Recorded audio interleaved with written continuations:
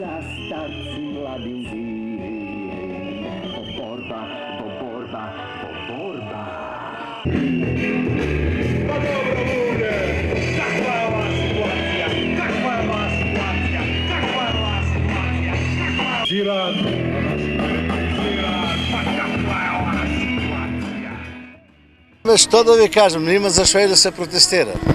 Од последниот од аболицијата, па се до судово уставен што донесува одлуките за укинување и многу нешта назад што може да се демонстрира и протестира, не демонстрира, протестира. Ние протестираме против аболицијата на председателот Иванов.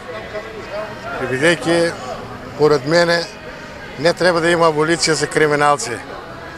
Ако јас погрешам, јас нека си одговарам, не сакам никој да ме аболицира.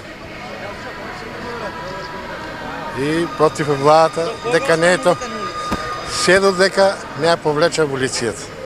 Па сигурно бараме, нека се промене. Доста веќе беше 10 години и доста не лажеа, доста лажи имаше големи.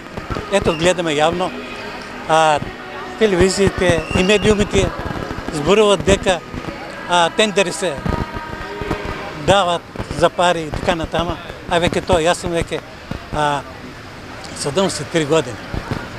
Доста сум наслушан на такви работи. Веќе не сакам, не можам. Значи не се издржава тоа.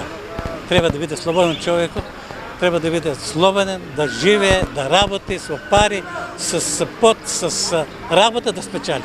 Тоа е. И затоа, зошто да седам? Треба да протестирам.